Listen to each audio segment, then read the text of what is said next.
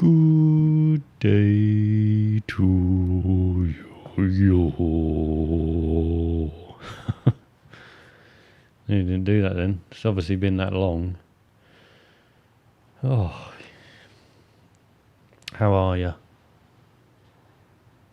And it's like when you ring on a voicemail, I suppose this, and you forget you're on a voicemail, and then you start having a chat and realise there's no one actually there. But there is someone there, isn't there? Because I see you. But I'm back, and if you have been following the journey, you probably know that these come and go. They're not as frequent as English rain in the winter or the summer, because I don't know what's going on with the summer at the moment. And the wind outside is just like, I feel like this new shed I'm in is going to get blown away as well. But it's a good day because I am 500 days sober. I think the wind is actually too much. How can we calm this down? Or might be just my headphones picking up too much. But yeah, 500 days sober. I mean, hasn't been easy. But also it hasn't really been hard, in the sense of the last thing that's been difficult is probably drinking, because I just have no fucking taste for it anymore. And I don't mean the flavour of the drink, I mean the flavour of the lifestyle, and the flavour of that feeling of feeling hungover or anxious for absolutely no fucking reason, or because there is a fucking reason, because you was a twat the night before. And you're like, why the fuck did I say that? These are things that I don't even think about anymore. And I wish 500 days was more like 12,418.5 days, which is how many days there are in 34 years. You know, obviously we have to cancel out me being a baby and not sipping on whiskey, and maybe after that a while. But I did start drinking at about the age of 14, and, you know, hanging around on the street. And it wasn't exactly like I was like some sort of rude boy. We was literally hanging around at Grange Park. We call it GPG, the Grange Park Ghetto. And hanging around in fields. I actually got arrested once. I got arrested a few times, but I got arrested because I thought it was a good idea to walk straight into Budgeon's, pick up a crate of 24 beers, and then just walk straight out again. And we did used to do this occasionally. We filled up a trolley once and pushed it all the way to a field, and we had quite a lot of beers. Little shits, basically. But, you know, what you can do when the youth centres get taken away, and there's nowhere to really go between that age of like 14 and 18, and there probably is in some other kind of social groups that allow you to, you know, maybe go to chess or cricket or, you know, some sort of social function. But for me, where I was, and I wasn't exactly in an area of poverty, and I wasn't hanging around with, you know, too bad of people. We were just kids that were bored and unfortunately trying to be adults before we could handle it, and drinking too much and doing stupid things when we were out and about. But I did go into a Budgeon's. Not many Budgeon's around anymore. Not that I'm really that fucking sad about that either, but I did go in, walk out, and then I think by the time I got down the hill that we was on, all the beers had gone. I walked straight into KFC and ordered a Twister back in the day. And by the time I got the Twister and turned around and took a bite, there was a meat wagon outside, and they just pointed at me and said, get in the fucking van. So I got in the van, and I remember being in the back, and they basically said, where's the beers then? And I said, well, I fucking gave them all away, didn't I? But the worst thing was waking up in the morning and being that fucking drunk that I didn't even remember why I was in there. And that could be quite a scary thought, because obviously the mind has an incredible imagination, and the last thing I was thinking about is that I walked into Budgeon's and took a crate of beers, because if I thought that, I wouldn't be too worried. But I was thinking, did I hurt someone? You know, and there wasn't being very communicative. So all I got was a cup of tea and a slice of bread. And then I went into the investigation room, or had the police, and they was pretty fed up because they just saw it as a big fucking waste of time. And they said, look, just, tell us you did it, and then we'll just reprimand you and move on, mate, because, it's a bit silly what you did. And I was like, well, look, if I admit to it but I can't actually remember, then does that mean I'm admitting to it? And they were like, well, no.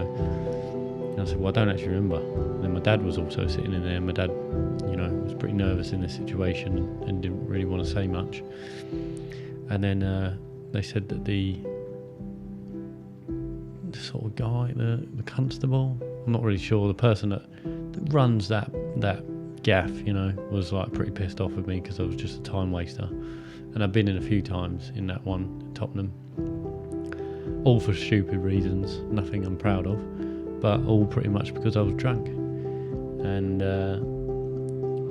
yeah, what did I do? Oh, I got reprimanded. No, it got dropped because the security camera didn't work on the way out, so they couldn't. They just saw me picking up some beers, and then the person that was working there couldn't actually ID me. But just stupid stuff. And what if it was that I drove that night? Because I also got done for drink driving. And all through this process, I think when I was younger, what I didn't do, you blame yourself and you can blame others around you, but what I didn't do was blame alcohol. I was so disconnected in thinking that was the problem. And even when you're hugging the toilet seat for 2 hours and then you fall asleep on it and your mum's got to wake you up, even at that point when you think, what am I doing to my body? I haven't eaten for 2 days at the weekend. You're not even thinking this is probably not good. And I think there is a something that we are programmed into, is that if it's legal, we think it's safe. If it's in a supermarket, we think it's safe. We think these regulations that some fucking guy in a white coat and a fucking, tick the box clipboard is really looking out for your favour, or is he ticking the boxes on what profit that is making? Because I think in the world we're living in now, we're not fucking stupid anymore, and we are starting to wake up that maybe what they're putting in our arms isn't exactly what they said it was. And alcohol clearly is pretty bad. There's not much good that comes from it. Yeah, you have a good boogie, yeah, you can get a bit more confidence, but you can do that without it, and you can actually avoid all the other stuff that comes after that once you've had too much of it. But it's our culture, it's socially acceptable. It's not really, is it? Because when you go out at 12 o'clock at night, you're pretty much like, what the fuck is going on? Someone's shouting at someone else, someone's walking in the road, someone's throwing up on the corner, someone's throwing a kebab at their mate. It's all a bit weird, And if you're sitting there thinking, fucking hell, you're just going on with me, or trying to isolate a certain group. Not really isolating a certain group, it's everyone in the UK. But I've been to all the other places where it's not, and it's just a lot nicer,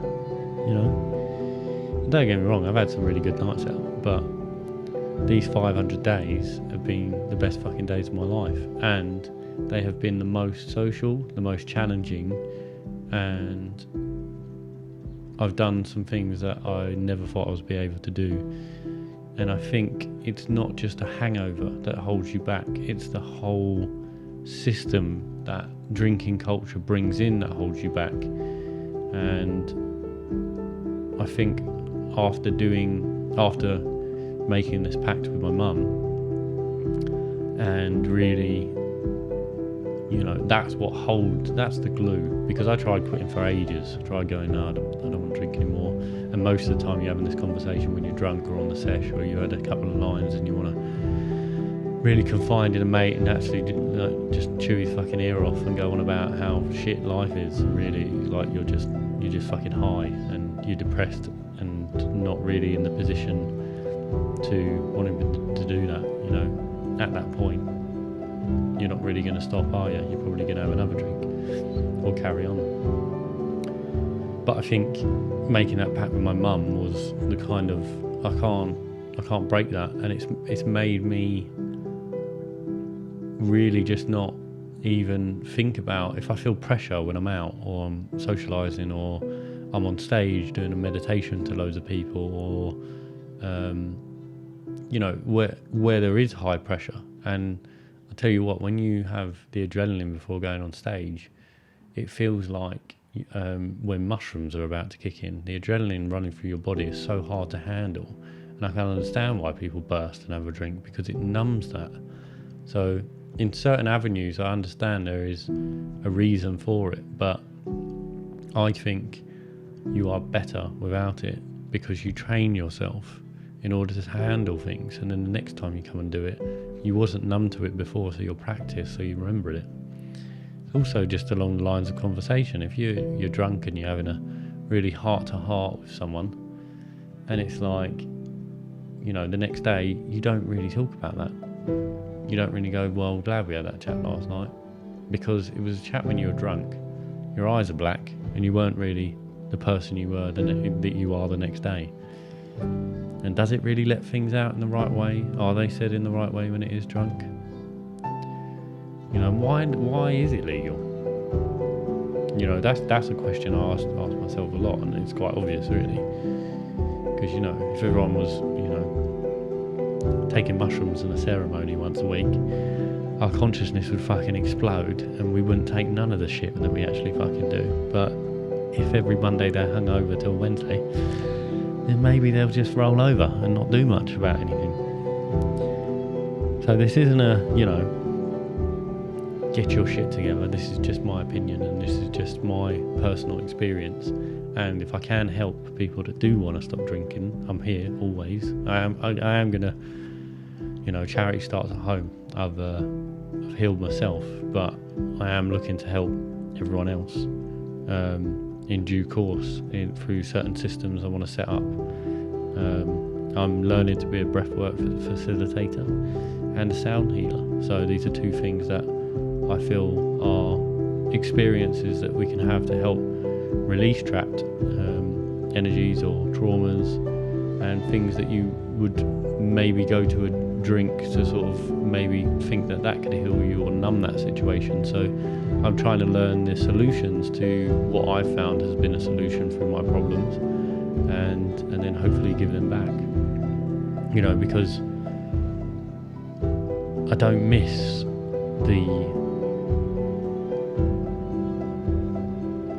the tiny vehicle of misery I was riding, that had me experience a lack of passion for life, productivity, ambition, shitty Monday moods, bad decisions, fallouts, fights, drugs, sex with strangers, basically,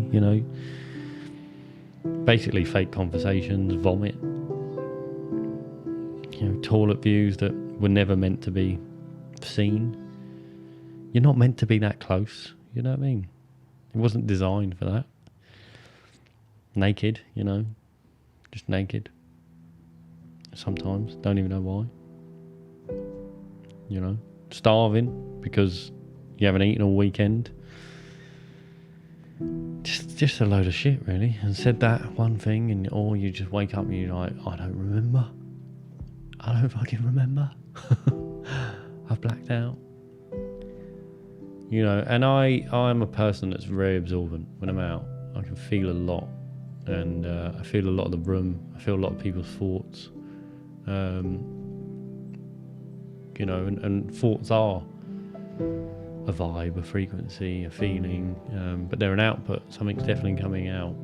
The consciousness is definitely outside of our mind, I believe, and I think thoughts are sort of on the ether, and I think some of yours are some are coming in like an idea. I think Michael Jackson used to get up at 3 a.m. if he thought of a song, and he said, well, we can't go to the recording studio now. And he said to his manager, well, if I don't record it now, Prince will have it in the morning. So, and what he meant by that is that no idea is yours. Anyway, it's good. I'm so happy that I'm sober, and I feel like it's not something I think about now because I've got these other things, these other solutions, these other social communities, these other productive passion projects, playing the guitar, doing this, talking to you, you know, these outlets that allow me to express myself so that I don't have to numb myself because I don't feel happy within what I'm doing. You know? And this lifestyle can be anyone's, you know, and unfortunately it's really difficult when all your social circles are going down the pub or going festivals, and you know, you have to be a bit of a rebel and be like, look, sorry, I can't really be around this anymore. And I found since I've done that, I've been lucky. I've met a person that's shown me all these other places that, you know, sober festivals. There's loads, you know, but they're more intense. This is the thing. They are more intense. They are hard to handle because you haven't got anywhere to hide. You haven't got anything to numb. You know, if anything, if you're taking psychedelics, everything is more intense than it was before. But I was used to numbing myself for so many years that I suppose I was on edge in social circles when I wasn't. And the pod has really taught me, you know, to invite some round to a shed. I've only met on email. God, I think I'm hungry. But yeah, that I've only met on email, and you're like, look, come round, and then you're basically going to put them into a meditation at the beginning and talk to them for a good hour and a half. And you've never met this person in your life, and that can be quite intense. And I think that once I was doing that, I'd done that once, hungover, and I was like, no, can't do this. You know, when I very first died, doesn't mix. But I've been digging a little bit, you know, and it's actually quite astonishing that cigarettes are not allowed to be sold without, you know, some sort of person dying on the cover, and alcohol has nothing like that yet. It's still be advertised in the afternoon. And I thought, well, why don't I look at like some comparisons between psychedelics and alcohol? And I mean, I think you're going to know what I'm going to say, but you know, just to give you a little bit of a taste for how many people actually died globally from alcohol last year was 3 million. So 3 million people lost their life due to something that's legally sold with no ingredients, or, you know, all you have is don't drink if you're pregnant, the little logo on the side, and how many units it is, and there's nothing good in it. But you know, these 3 million people, that could be liver disease, cancer, cardiovascular disease, accidents. And this is from the World Health Organization. Not that I trust them lot after what they did last time, but I still think, well, hopefully they're not lying about these figures. If anything, it's probably more. But, you know, from 2019 it was 2.7 million. And males are a lot higher than female. Well, to sort of say how many died out of the 2.7 million, it was 1.2 million males. So we're obviously struggling a bit more, but also I actually thought the rumour goes around that women drink more because they might drink wine at home. So, and then when you compare that to cancer, it's 10 million people. So cancer, I think, is mainly caused by food and all the processed shit that we're being fed. And obviously alcohol as well. But it's not something that we're getting sold directly that we all know is bad. It's from loads of things that we can't really pinpoint. But alcohol killing 3 million, and it's legal if you're over 18, I feel is just fucking nuts. And don't get me wrong, I don't think it's like, well, you know, you can't have one beer. But I think it's the excess amount, it's the way it's so readily available for people on the street that are in the winter freezing, so they're drinking just to keep warm. I think there is no rehabilitation for it. I think it's causing massive problems to the NHS. You know, it's a depressant, and I think the problem is with that as well is that people think they go to it when they are actually upset, and the problem is it only magnifies it. Whereas things like psilocybin, you know, there's emerging evidence that supports the use of treating depression, anxiety, PTSD, and addiction. You know, and people say I had a bad trip, but you know, that's just highlighting what your subconscious needs to highlight to you, in my personal opinion. And it's got really low potential addiction. You know, between me and you, I did around about a 4 gram trip by myself. I was going through some shit, and I did it on a 24-hour fast on a Sunday, and I done it late afternoon, and it hit me like a fucking ton of bricks. I've never experienced anything like it in my life, and I haven't touched them since. They kind of told me off because the dose was too much to handle, I felt. And I know people that have done a lot more than this, but at the same time it was the most intense experience I've ever had to handle. My hands turned into hieroglyphics. My breathing was like that moment in Interstellar when Matthew McConaughey's flying through the air after he's been in the 5th dimension, and it's like it was like I was electric. We are electric beings, but I actually felt like one at this point, and my house looked like I was an alien to it. I had no idea what this was, but blindfolded, headphones on, I was in a temple for 4 hours talking to some sort of being that put me into the beginning of my journey, my life as a baby, and led me all the way through it. And it was quite a personal experience. I won't go too in depth, but what I'm saying is that changed my life. I picked up a guitar since then, and suddenly been able to play the guitar like I've played it. I don't know, it's just become extremely easy. I think they love music, the mushrooms. But it was something that I don't need to go back to. And I think they're working on you when you don't even know afterwards. And it takes a long time to process what you went through. It's like watching the most complex movie you've ever seen, and then after a year watching it 5 times, you kind of digest what it is. But it's illegal. It's a Class A, you know, and alcohol is closer to heroin and crack cocaine. It's actually worse in some areas, you know. At the end of the day, if you get in a car accident, break your neck, you go into hospital, they're probably going to give you heroin or ketamine.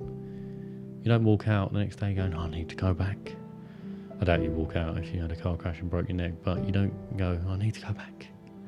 I need that again, you know.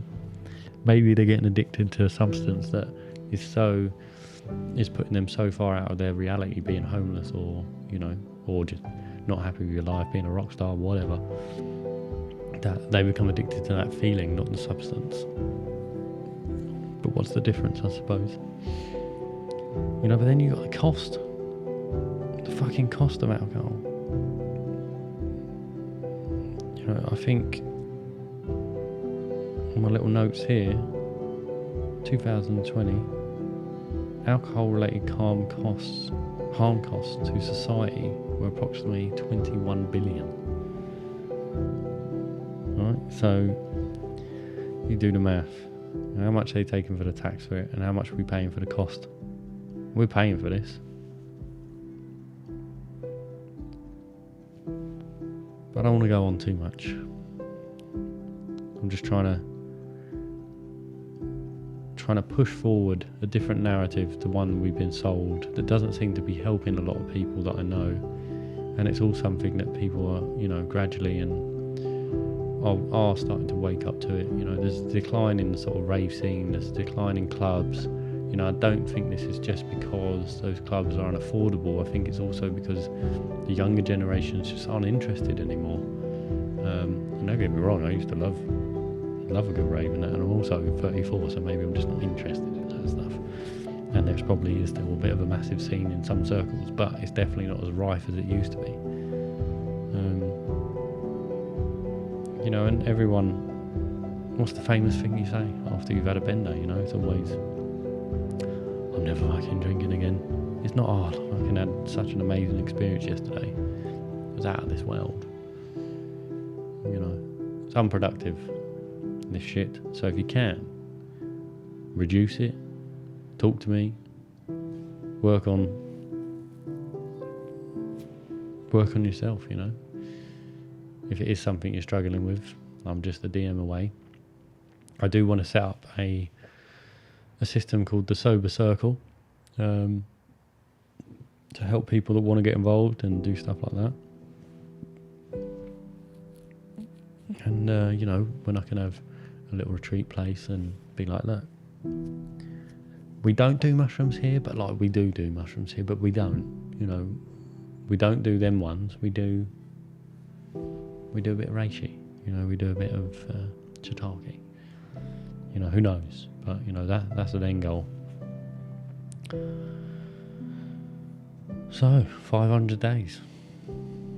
I always do this. I wrote like a million notes, and then I literally just looked up at the sky, well, up at the ceiling, and just said a load of waffle probably. But I hope everyone can take this not as a righteous Ryan solo pod, but more as a speaking from the heart, and from my personal experience, and that there isn't a whole entire way of living, and it's not actually that difficult to get to. And even if you go through the process and slip up sometimes, that's completely fine. You know, it's making the first steps to not putting yourself in situations that are not making you feel good.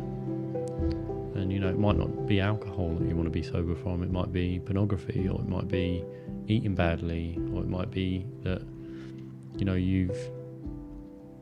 smoking weed, all these different things. Anything that, you know, these substances, even alcohol can be used in ceremonies in certain ways, but these substances like weed and mushrooms, it's like I wouldn't like microdosing. I'm like, yeah, maybe 2 weeks, but don't like get hooked on that. Like, these things shouldn't be abused. They grow in their natural order. We always say take one, but leave the last. With mushrooms, you never take all of them. You leave some for other people. But at the same time, all these things are being used way too frequently. You know, wake and bake, or bedtime smoker, or things like that. Yeah, if it works for you, but I personally don't think that they should be abused in that way. And that's where you can get psychosis, and, you know, other things can happen. And also, you don't want to be that far out of reality every day. That's why I say to people with mushrooms, these aren't something that you want to do all the time. They're a rewire. I don't want to do them this year because I'm like, I've changed enough.